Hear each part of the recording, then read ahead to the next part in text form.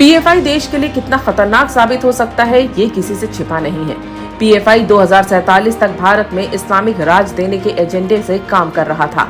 इसका खुलासा भी कई बार हो चुका है। अब पीएफआई के खिलाफ राजस्थान में एनआईए ने जो चार्जशीट दाखिल की है, उसने पीएफआई की कट्टरपंथी सोच की पोल और खोल कर रख दी है। राष्ट्रीय जांच एजेंसी यानी एनआईए ने भारत में प्रतिबंधित जिहादी संगठन पॉपुलर फ्रंट ऑफ इंडिया यानी पीएफआई के खिलाफ अपनी पहली चार्जशीट दाखिल कर दी है, जिसमें राजस्थान के 2 आरोपियों को नामजद किया गया है।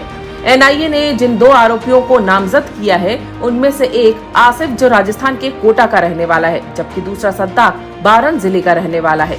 ये दोनों लोग ही मुस्लिम युवकों को कट्टरपंथी बनाते थे, फिर हथियारों और विस्फोटकों की ट्रेनिंग देते थे।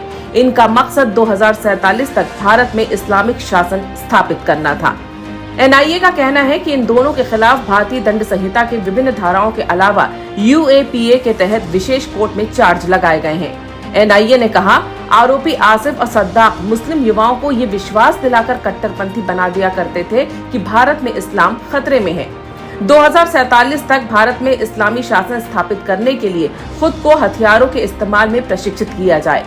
एनआईए ने पीएफआई के खिलाफ जो चार्जशीट दाखिल की है, उसमें पीएफआई की जिहादी गतिविधियों, कट्टरता को बढ़ावा देना और हिंसक आतंकवाद के एजेंडे से जुड़े मामले में जांच का एक बड़ा हिस्सा पूरा होने के बाद किया गया है।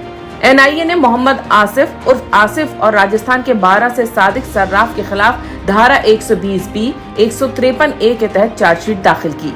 भारतीय दंड संहिता और गैर कानूनी गतिविधियों की रोकथाम अधिनियम 1967 की धारा 13, 17, 18, 18A और 18B के तहत आरोपी भी बनाया गया है। इतना ही नहीं, आसिफ और सादिक आतंकी गतिविधियों और हिंसा के लिए फंड भी जुटाते थे। ये किस किस काम के लिए धन जुटाते थे, वो भी आपको बताते हैं। भारत में विभिन्न समुदायों के बीच कट्टरता फैलाने के लिए ये धन जुटाते थे। मुस्लिम युवाओं को हथियार चलाने का प्रशिक्षण देने के उद्देश्य से ये धन जुटाते थे। जरूरत पड़ने पर विस्फोटक सामानों के लिए भी इन्होंने धन जुटाया।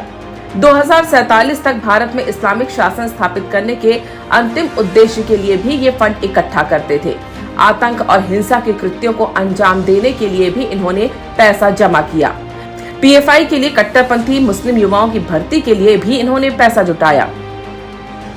आरोपी हथियारों की खरीद के लिए ज़कात के नाम पर धन इकट्ठा कर रहे थे और पीएफआई के कैडरों के लिए हथियार और विस्फोटक प्रशिक्षण शिविर आयोजित कर रहे थे। वो भारत में विभिन्न धार्मिक समूहों के बीच दुश्मनी को सक्रिय रूप से बढ़ावा देने और दंगों के लिए प्रेरित करने में भी शामिल पाए गए।